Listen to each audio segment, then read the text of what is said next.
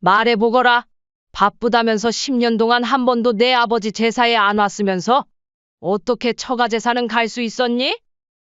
10년간 쌓아온 서운함이 한꺼번에 터져 나오는 것 같았죠. 엄마, 제 입장도 이해해 주세요. 입장? 대체 무슨 입장이길래 그러니? 언제 내가 너네 입장 이해 못 해준 적 있었니? 너네가 바쁘다며 못 손다 해도 나는 그저 그러려니 했다. 그 순간 순자 씨는 서류 뭉치를 테이블 위에 탁 하고 내려놓았습니다. 아들아, 이게 뭔지 아니? 내 아버지가 생전에 너 고생 안 하게 하겠다고. 평생 뼈 빠지게 일해 모은 돈으로 산 아파트다. 너네는 지금 그 집에 살고 있고, 그런데 너네는 잠깐 와서 내 아버지를 기리는 것도 못하겠다면 그 집 이제 비워줘야겠다. 네? 갑자기 그건 무슨 소리예요? 내 아버지가 남긴 이 집 30일 안에 비워. 어머님, 이러시면 안 돼요. 여기는 저희가 살던 집이잖아요. 무슨 제사 안 지냈다고 그렇게까지 하세요? 착각하지 말아라. 제사 안 왔다고 이러는 게 아니다. 바빠서 못 올 수도 있지 그걸 이해 못한다는 게 아니야. 하지만 너네는 거짓말하고 안 오고 처갓집 제사만 지내는 모습을 보니 내가 내 아버지한테 면목이 없다. 이번 사연의 주인공은 71세 강순자입니다. 남편이 세상을 떠난 지 10년이 넘었지만 매년 돌아오는 남편 제사날이면 순자 씨는 새벽부터 부산이 움직입니다. 시장에서 남편이 생전에 좋아하던 음식들을 하나하나 준비하죠. 장보기를 마치고 돌아온 순자 씨는 벽에 걸린 남편의 사진을 닦으며 한숨을 내쉬었습니다. 여보, 올해도 제사 준비하고 있어요. 당신이 좋아하던 도미 한 마리도 샀죠. 근데 올해도 민석이는 안 올 것 같네요. 떨리는 손으로 전화기를 들었습니다. 매년 이맘때면 하게 되는 전화. 하지만 돌아오는 대답은 늘 실망스러웠죠. 민석아, 내 아버지 제사 이번에는 올 수 있지? 엄마, 죄송한데 이번에도 회사 워크숍이 있어서요. 다음에는 진짜 갈게요. 어떻게 내 회사는 제사 때마다 워크숍이 있니? 어쩔 수 없잖아요. 죄송해요. 다음번에는 꼭 갈게요. 또다시 돌아오는 익숙한 변명에 순자 씨의 눈시울이 붉어졌습니다. 10번째 기일이라 더 특별한 마음으로 준비하고 있었는데 아들은 또다시 못 온다 하는군요. 여보, 당신이 그렇게 아끼던 아들이 이제는 제사에도 안 오네요. 평생 고생하며 모은 돈으로 아파트까지 사줬는데 지난 설날 아들이 했던 말이 떠올랐습니다. 엄마, 요즘 세상에 누가 제사를 꼭 지내요? 그냥 마음으로 기억하면 되는 거죠. 아빠도 그걸 바라시진 않을 거예요. 그때 아들의 말투에는 귀찮음이 가득했습니다. 마치 시대에 뒤처진 어머니를 설득하는 것처럼 거들먹거리는 말투로 얘기하더니 1시간도 안 되어 서둘러 일어났죠. 밥이라도 먹고 가지 그러니? 아니에요. 저희 약속 있어서요. 다음에 올게요. 그래도 오늘은 설날인데 엄마, 저도 바쁜데 이렇게 부담 주시면 어떡해요? 아들의 차가운 말에 순자 씨는 할 말을 잃었습니다. 찬장에 넣어둔 선물은 꺼내보지도 못했죠. 아이고, 순자 씨. 이번에도 민석이 안 온대요? 이웃의 목소리에 순자 씨는 애써 미소를 지었습니다. 네. 이번에도 회사 일이 바쁘다네요. 아무리 바빠도 그렇지. 1년에 하루 부모님 제사도 못 오나? 요즘 자식들은 다들 그래요? 그래도 다들 먹고 살기 바쁜데 어쩌겠어요. 순자 씨는 말없이 고개를 숙였습니다. 아들의 SNS에 올라온 사진들이 떠올랐죠. 지난 제사 때도 회사 일이 바쁘다며 못 온다더니 친구들과 찍은 골프장 사진이 올라와 있었습니다. 민서가 내 아버지 제사라도 한번 와주면 안 되겠니? 보고 싶어 하실 거다. 엄마! 제가 얼마나 바쁜데요.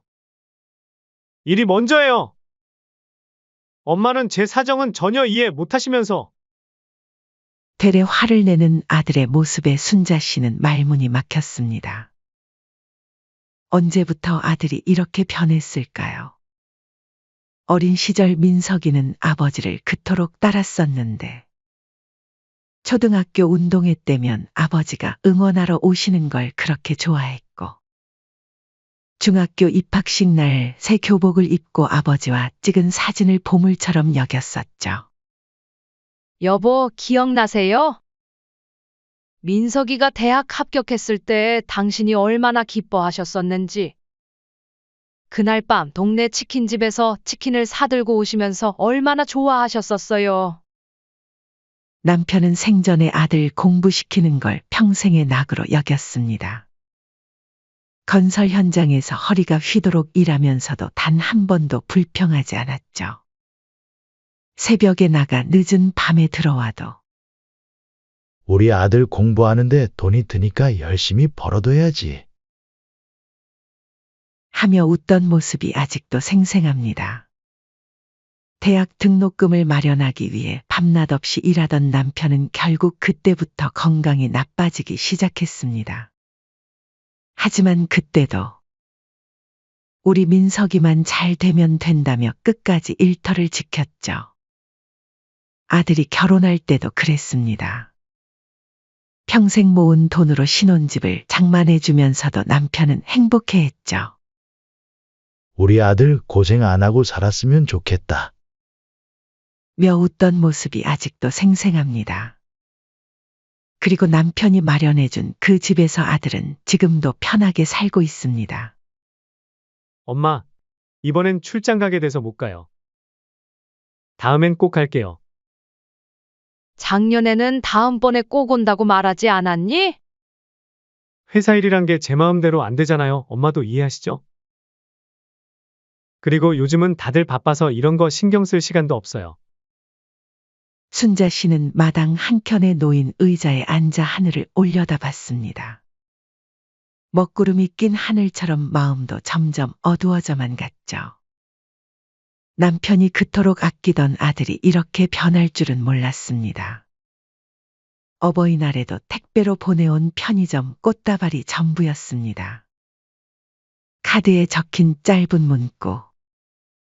엄마, 사랑해요. 바빠서 못 가요.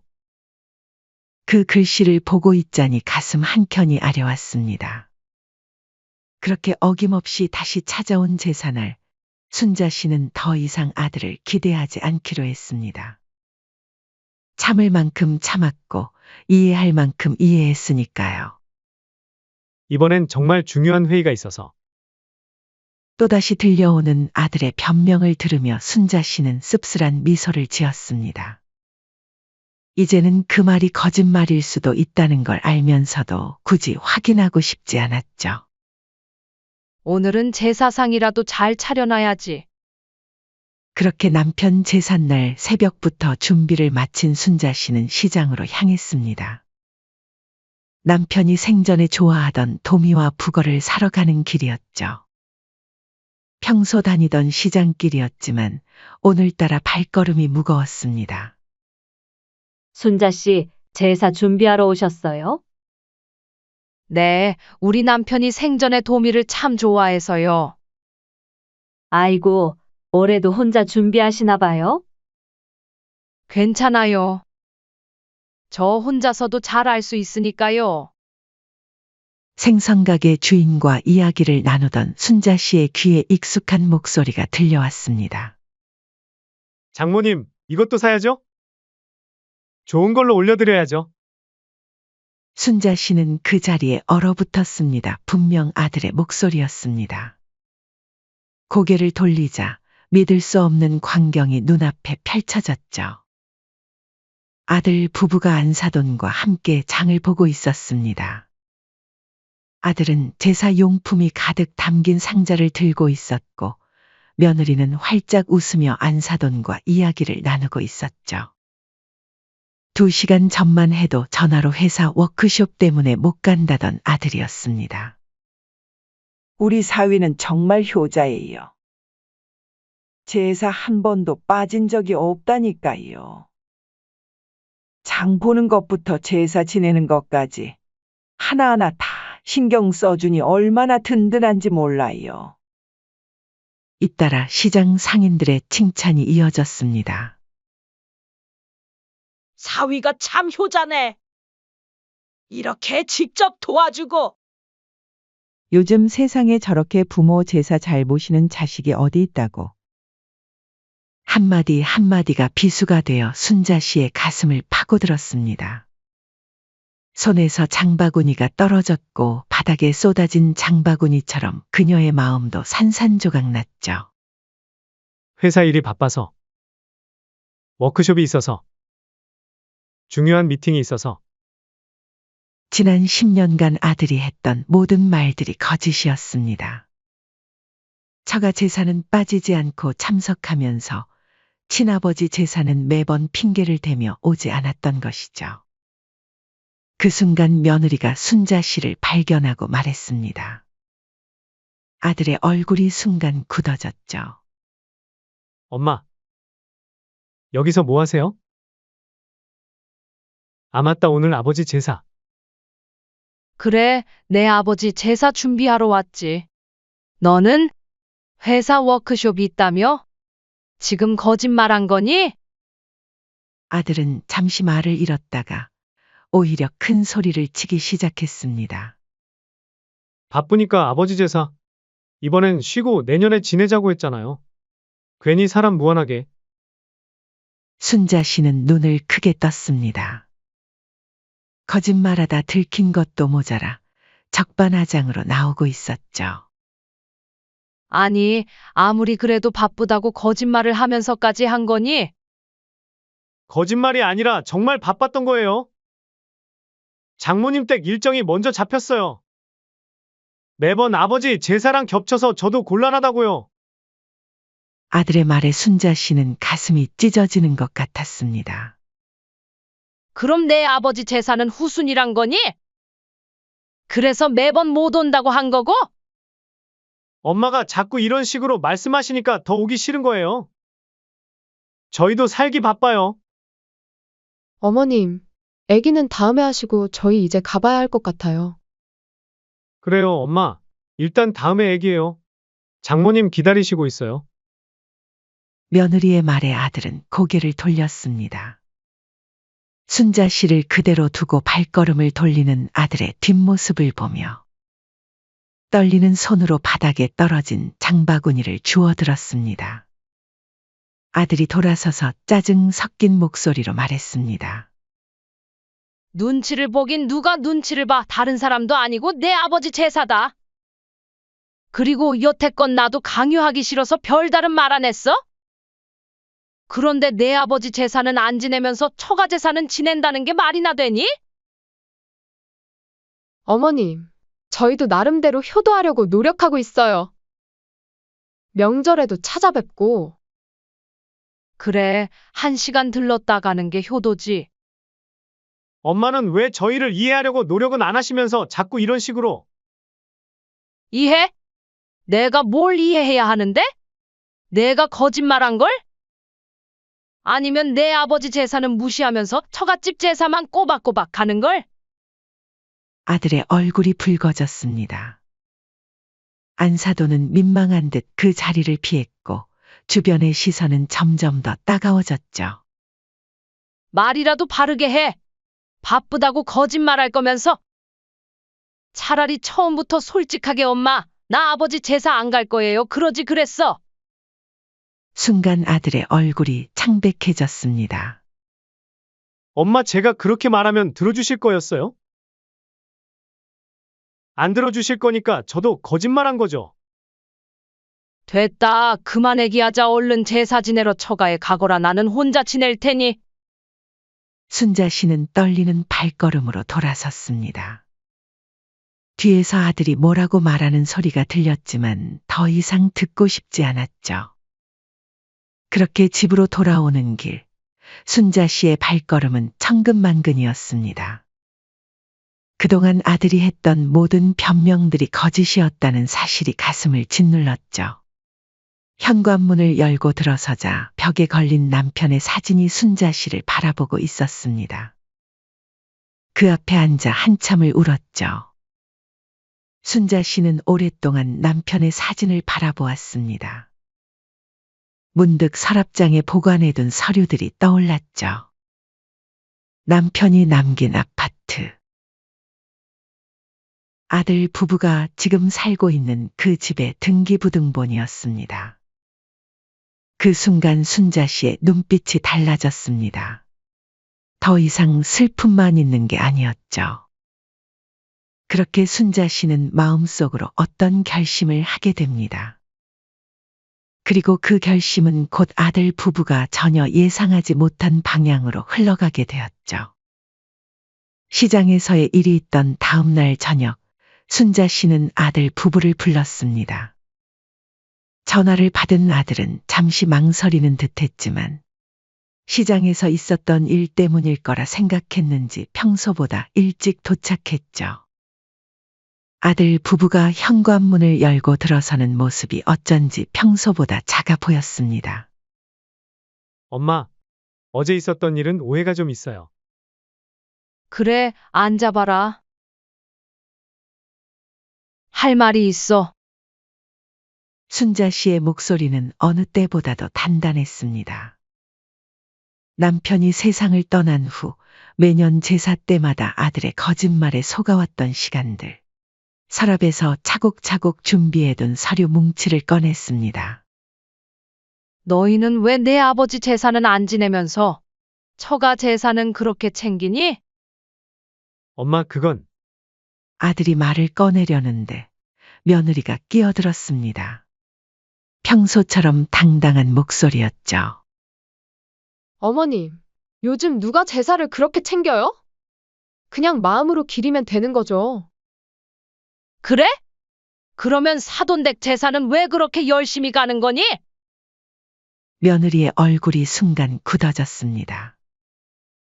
더 이상 당당할 수 없는 상황에 놓인 것을 깨달은 듯했죠. 말해보거라. 바쁘다면서 10년 동안 한 번도 내 아버지 제사에 안 왔으면서 어떻게 처가 재산은 갈 수 있었니?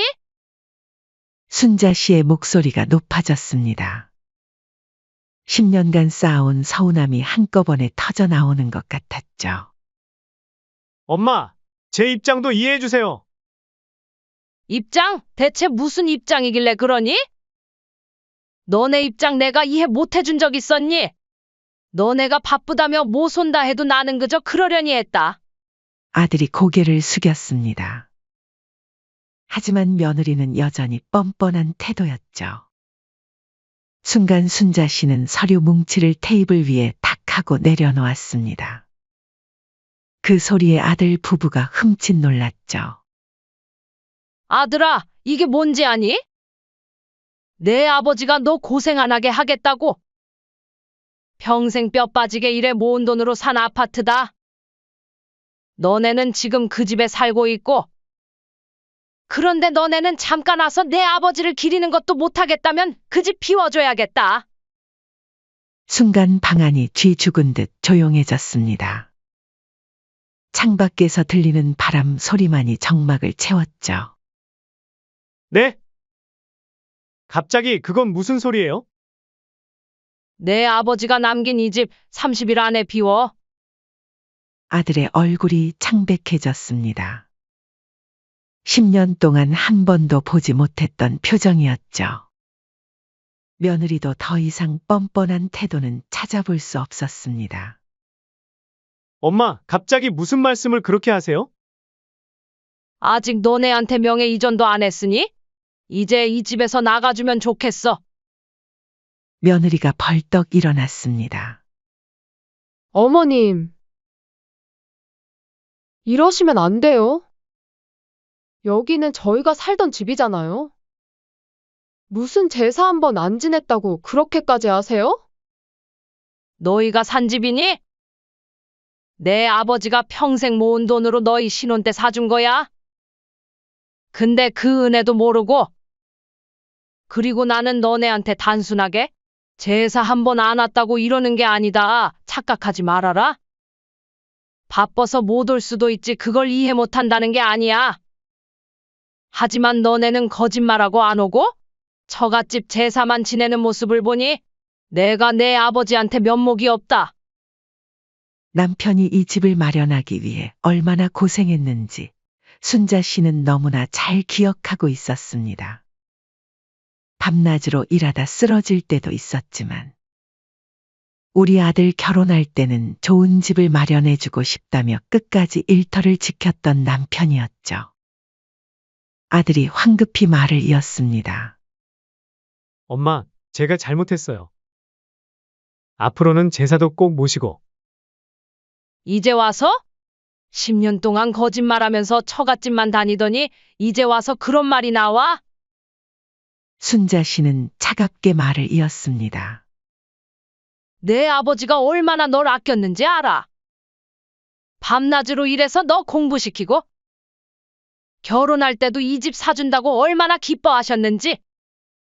아들 부부의 얼굴이 하얗게 질렸습니다. 어머님, 저희가 잘못했어요. 앞으로는 정말 됐다. 이제 너희 맘대로 살아라. 대신 이 집에서는 나가. 며느리가 울먹이며 말했습니다. 저희 그럼 어디로 가요? 전세금도 없는데. 그건 너희가 알아서 해. 사돈댁에 가서 살던가. 순자 씨의 단호한 목소리에 아들 부부는 말문이 막혔습니다. 그동안 제사에 빠지고 거짓말하고 처갓집만 다녔던 모든 순간들이 부메랑이 되어 돌아온 거죠. 엄마, 제발 한 번만 다시 생각해 주세요. 내일부터 이사 준비해. 그 집 새놓을 거다. 30일 안에 안 나가면 법적 조치 취할 거야. 아들이 바닥에 무릎을 꿇었습니다. 엄마, 제발 용서해 주세요. 제가 정말 잘못했어요. 앞으로는 매번 찾아뵙고. 순자 씨는 창밖을 바라보며 말했습니다. 내가 그렇게 처가만 좋아하니까 이제 거기 가서 살아라.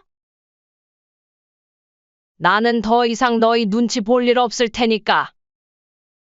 그렇게 시작된 30일은 순자 씨에게도 쉽지 않은 시간이었습니다. 아들은 매일같이 찾아와 무릎을 꿇었고 며느리는 울며 매달렸죠. 처음에는 화를 내더니 나중에는 애걸복걸하기 시작했습니다. 엄마, 우리 정말 나가야 해요. 다시 생각해 주시면 안 돼요? 몇 번을 말하니? 시간 얼마 안 남았다. 너네도 빨리 집 알아봐야지. 하루하루가 지날수록 아들 부부의 태도는 달라졌습니다. 처음에는 대들듯 화를 내던 며느리도 이제는 순자 씨 앞에서 눈물만 흘렸죠. 하지만 순자 씨는 흔들리지 않았습니다. 여보, 제가 너무 심했나요?